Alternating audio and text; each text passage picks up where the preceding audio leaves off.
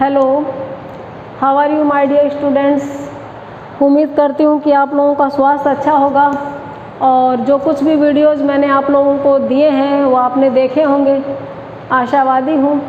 हालांकि जो आपकी एज है वो अभी नॉन सीरियस एज मानी जाती है, इर्रेस्पॉन्सिबल एज मानी जाती है, लेकिन पूरी तरह सच भी नहीं है। खेलने कूदने की उम्र के साथ साथ पढ़ने लिखने की और सपने देखने की उम्र भी यही है। तो मैं उम्मीद करती हूँ कि आप लोगों को कॉलेज जीवन में रुचि जगी होगी, कॉलेज के सिलेबस को लेकर, कॉलेज की नई दिनचर्या को लेकर और आपको क्या क्या पढ़ना है उसको लेकर। पिछले वीडियो में मैंने कहानी और उपन्यास के तत्वों के बारे में आपको बताया था, लेकिन कुछ टेक्निकल प्रॉब्लम के कारण वो वीडियो अधूरा रह गया था। आज मैं उसी चीज़ को आपको फिर से सिलसिलेवार बताना पसंद करूँगी। उपन्यास और कहानी दोनों के लिए हमें तत्व पढ़ने हैं। प्लस पॉइंट आपके लिए ये है कि जो उपन्यास के तत्व हैं वही कहानी के तत्व भी हैं। 20 नंबर के एक प्रश्न को अगर हम तैयार करेंगे तो हमारे 20-20 नंबर के 2 प्रश्न तैयार हो जाएंगे। उपन्यास के तत्वों पर लेख लिखिए या कहानी के तत्वों पर लेख लिखिए, दोनों का उत्तर एक ही होगा। हमें एक बात का ध्यान रखना है कि जब उपन्यास के तत्व लिखेंगे तो हम तत्व के साथ में डीलिंग करते वक्त यही लिखेंगे, फला तत्व उपन्यास का महत्वपूर्ण तत्व है। अगर ये प्रश्न कहानी के लिए आएगा तो फला तत्व कहानी का महत्वपूर्ण तत्व है, हमें ये याद रखना पड़ेगा। प्रश्न उठता है कि तत्व है क्या। किसी वस्तु का निर्माण करने के लिए जिन सामग्रियों की आवश्यकता पड़ती है उनको ही तत्व कहा जाता है। छोटा सा एक रोचक एग्जाम्पल मैं लूँगी चाय का। चाय बनाने के लिए हमें चाय पत्ती, चीनी, पानी, दूध और कुछ मसाले की ज़रूरत पड़ती है। इनके बिना चाय नहीं बन सकती।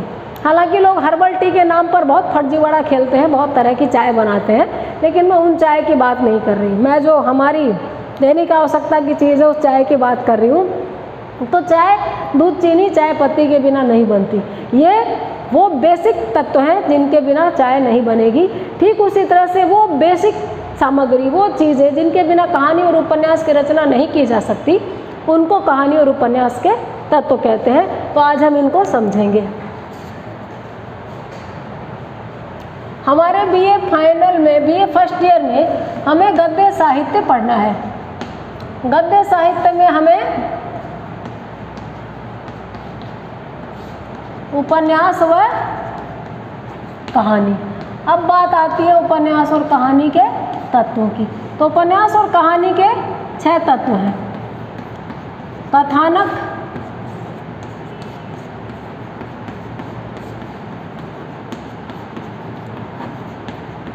पात्र एवं चरित्र चित्रण,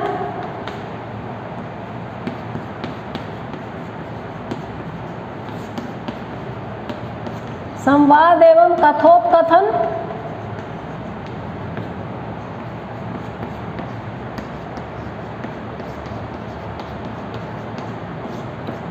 देश काल एवं वातावरण,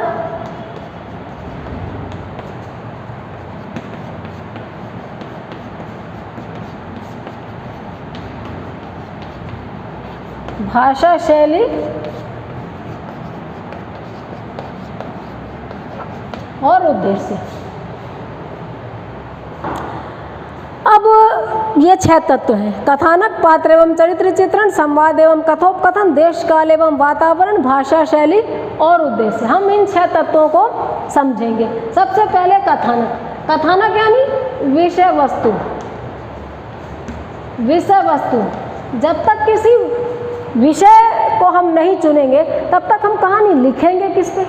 यानी कोई भी कहानी हो उसका कोई विषय ज़रूर होगा, चाहे किसानों की दिनचर्या पे हो, चाहे आज़ादी की लड़ाई हो, चाहे सांप्रदायिक सद्भाव हो, चाहे हिंदू मुस्लिम दंगे हो, चाहे प्रेम की समस्या हो, अंतर्जातीय विवाह हो, ऑनर किलिंग हो, कोई सी भी समस्या हो, बेरोजगारी, महंगाई, अकेलेपन की, घुटन की, अजनबियत की, आधुनिक दर्शन शास्त्र की अनेक इकाइयाँ हैं, उनमें से किसी की कोई ना कोई विषय वस्तु जरूर होगी, अन्यथा कहानी और उपन्यास की रचना नहीं हो सकती। दूसरा है पात्र एवं चरित्र चित्रण। उपन्यास और कहानी में कोई पात्र ही नहीं होगा, कोई जानवर, पशु, पक्षी, कीड़ा मकोड़ा, कोई ना कोई तो होगा पर वो कहानी आधारित होगी। अगर कोई पात्र ही नहीं होगा तो कहानी कहेगी किसके बारे में, क्या कहेगी, ये तो विषय वस्तु में तय हो गया। किसके बारे में कहेगी ये पात्र एवं चरित्र चित्रण में तय होगा। पात्र तो वो संख्या, वो नाम जो किसी कहानी या उपन्यास में होते हैं, कहानीकार जिनको चुनता है। चरित्र चित्रण उनका चित्रांकन, उनको कहानी और उपन्यास में किस रूप में पेश किया जाता है। उपन्यास और कहानी पढ़ने के उपरांत हमारे मन में जिनकी जो छवियां गढ़ी जाती है वो उनका चरित्र चित्रण होता है। कोई मुख्य नायक है, कोई नायिका है, कोई सह खलनायक है, कोई सहनायक है, खलनायक है, खलनायिका है, विदूषक है। जिस भी रूप में हम उसकी छवि बनाते हैं वो उसका चरित्र चित्रण है। तीसरा है संवाद और कथोपकथन। पुरानी कहानी में, प्रारंभिक कहानियों में संवादों को महत्व नहीं दिया गया था। कहानी और उपन्यास वर्णन प्रधान होते थे, लेकिन बदलते जीवन मूल्यों के साथ, बदलते हुए परिवेश के साथ, बदलती रुचियों के साथ कहानी और उपन्यास को बोझिल बनने से बचाने के लिए, उनको रोचक बनाने के लिए उनमें पात्रों के बीच की आपसी बातचीत को स्थान दिया जाने लगा। इसी को कथोपकथन कहते हैं, 2-4 पात्रों की आपस की बातचीत। पहले संवाद सिर्फ नाटक और एकांकी के लिए महत्वपूर्ण होते थे। नाटक और एकांकी में आपस में पात्रों की बातचीत या संवाद से ही कथा वस्तु आगे बढ़ती है, उसका तो वो रीढ़ की हड्डी की जितना महत्वपूर्ण तत्व है। लेकिन आजकल कहानी और उपन्यास में भी संवादों को, कथोपकथनों को महत्वपूर्ण स्थान मिला हुआ है, जिससे कहानी और उपन्यास अधिक रोचक लगते हैं।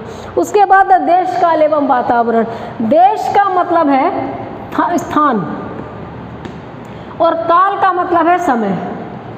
कोई भी उपन्यास या कहानी हो, किसी न किसी स्थान की बात जरूर करेंगे, चाहे खेत हो, घर हो, कॉलेज हो, स्कूल हो, एक कमरा ही क्यों न हो, एक दड़बा, एक चिड़ियाघर, एक पिंजरा ही क्यों न हो, किसी न किसी जगह की बात जरूर होगी उपन्यास और कहानी में।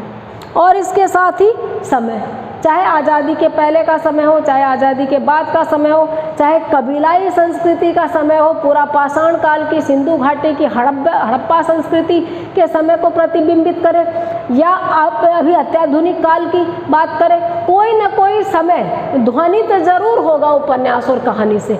बिना समय और काल के हवा में किसके बारे में, किस समय के लिए, किस जगह की बात कहानी करेगी। कहानी और उपन्यास की विश्वसनीयता संदिग्ध रहेगी जब तक देश और काल उसमें प्रतिबिंबित नहीं होगा। इसीलिए ये दोनों भी इसके महत्वपूर्ण तत्व हैं। इसके बाद है बारी भाषा और शैली की। भाषा माध्यम है कहानी लिखने का। आप विषय चुन लीजिए, आप पात्र ले लीजिए, आप संवाद कर लीजिए, लेकिन आप बात कहेंगे किसमें, आपकी कहानी किस माध्यम से पहुंचेगी।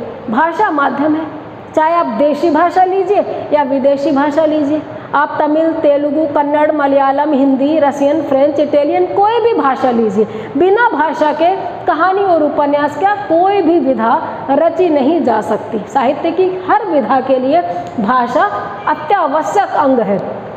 और इसी में आती है शैली, वे ऑफ राइटिंग, लेखन की कला, ट्रीटमेंट, टेक्निक, इसके बिना बात नहीं बनेगी। आप देखिए, एक ही विषय पर इन्हीं 6 तत्वों से कहानीकार कहानी रचता है, लेकिन सबका प्रभाव अलग अलग होता है, सबका प्रस्तुतिकरण का तरीका अलग होने से कहानी असर अलग छोड़ती है। चाहे प्रेम की कहानी हो, चाहे भारत पाक युद्ध की कहानी हो, चाहे विश्व युद्धों की गाथाएं हो, इन विषयों पर एक से एक कहानियां हमारे पास है, लेकिन बावजूद उसके वो अलग अलग असर छोड़ती है। उसका सीधा सा कारक है शैली, लिखने का तरीका।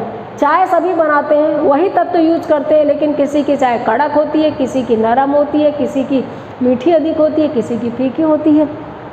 तो ये शैली भी बहुत महत्वपूर्ण तत्व है। इसके साथ है उद्देश्य। उद्देश्य यानी कोई मकसद, रचने का कोई ध्येय, कोई मकसद कहानीकार उपन्यासकार का अवश्य होता है। चाहे वो सांप्रदायिक सद्भाव का संदेश दे, चाहे वो हिंदू मुस्लिम एकता की बात कहे, चाहे वो भारत पाक युद्धों की विभीषिका दर्शाए, चाहे वो विभाजन की त्रासदी दर्शाए, चाहे वो प्रेम विवाह की विफलता दर्शाए, प्रेम विवाहों की सफलता दर्शाए, ऑनर किलिंग से होने वाले सामाजिक नुकसान को बताएं, या व्यक्ति मन की घुटन, पीड़ा, डिप्रेशन को दिखाएं, बुजुर्गों की अंतर यात्रा को दिखाएं, कोई ना कोई उद्देश्य रचनाकार का अवश्य होता है। इस प्रकार से हमने देखा कि कथानक, पात्र एवं चरित्र चित्रण, संवाद एवं कथोपकथन, देश काल एवं वातावरण, भाषा शैली और उद्देश्य, ये कहानी और उपन्यास के 6 मूल और महत्वपूर्ण तत्व हैं। आप लोगों की सुविधा के लिए मैंने सरलतम तरीके से इन तत्वों को समझाया है। हायर एजुकेशन में स्नातकोत्तर स्तर पर इनको हम और बड़े लेवल पे समझते हैं, लेकिन आपके हिसाब से आपके लेवल पर आकर आपके स्तर के लिए बहुत आसान तरीके से, सरल तरीके से मैंने इसको समझाया है। मैं उम्मीद करती हूँ कि ये टॉपिक आपको हृदयंगम होगा, समझने में आसानी होगी। दूसरे वीडियो में दूसरे टॉपिक के साथ आज इतना ही। Thank you.